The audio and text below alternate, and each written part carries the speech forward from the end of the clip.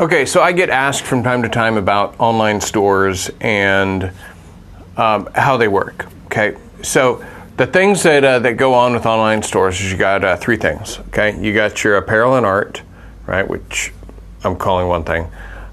You've got getting the store actually put up and being used and promoted, and then the third part is the delivery.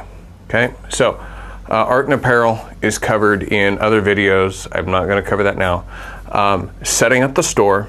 Okay, essentially you're going to have up to 5 products is a good store. Okay, 4 products is a better store. 3 products is a fantastic store. Okay, less is better. Okay, when people go into stores, a lot of the time the psychology behind it is people trying not to screw up. Okay, they play defense, and so if they show up and they've got 3 options, a lot of the time they show up, they go, "That's the one."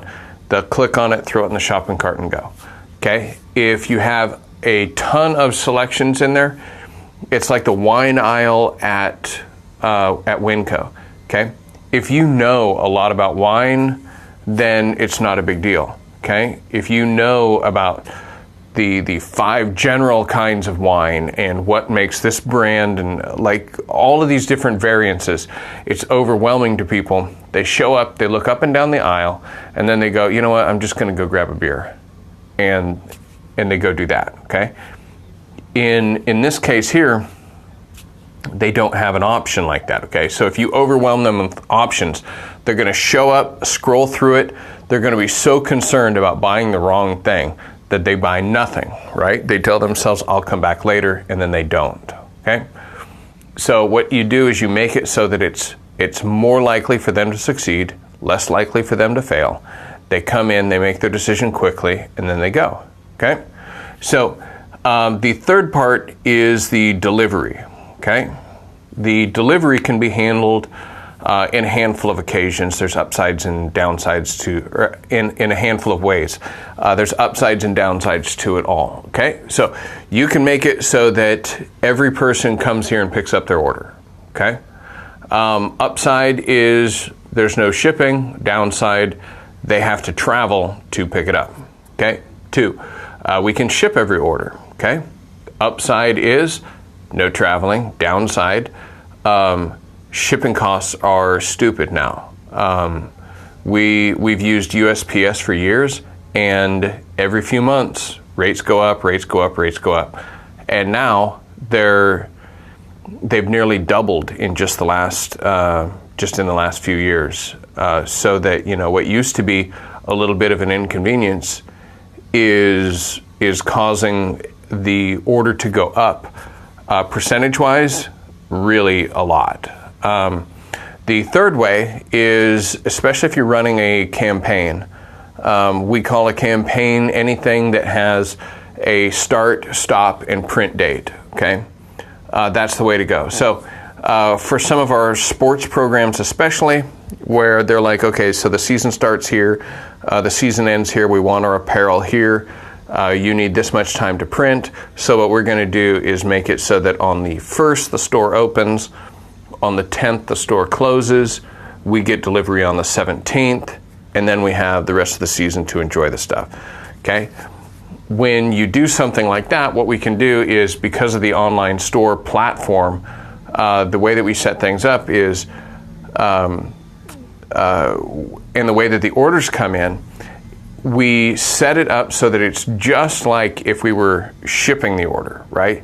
So each order gets thrown in its own shipping bag with its own invoice, and then it's sealed and thrown into a box that's for a coach or parent or a high school athlete or whatever to come and pick up. Okay, then they take it back to the school, and it's really just, you could almost, I've had coaches or directors talk about how, I just throw it on the ground, kick it over, and tell the kids to go find their stuff. Okay, it's easy like that. Okay, one of the other ways for some schools, it works out really well to set up with a fourth method that I forgot to mention. And that fourth method is you give them we add on a required field at checkout that makes it so that when you're checking out, you have to say who your homeroom class is, okay? Or you write in there where you want it picked up. So whether it's the office or whether it's your homeroom class, when the order gets to the school, the office will sit there and go, okay, Mrs. Derryberry, Mr. Chavez, and they just send it to the classes. The teacher looks at it. She's got 5 packages and goes, okay, so that, and then back to school, okay? Or you have your packages ready to be picked up at the office. The kids come in and say, I'm so-and-so, and the office secretary or whoever picks it out, okay? So those are the different ways of running a store. So there's way more depth into all of those, but those are some of the larger options that are available in it, and it will make it so that the stores can accommodate you so that you're successful in and we all work together so that we're not duplicating stuff or making things more difficult than they really need to be. Cool. I'm Adam Funderburg from Brainless Tees, and I did this without a script.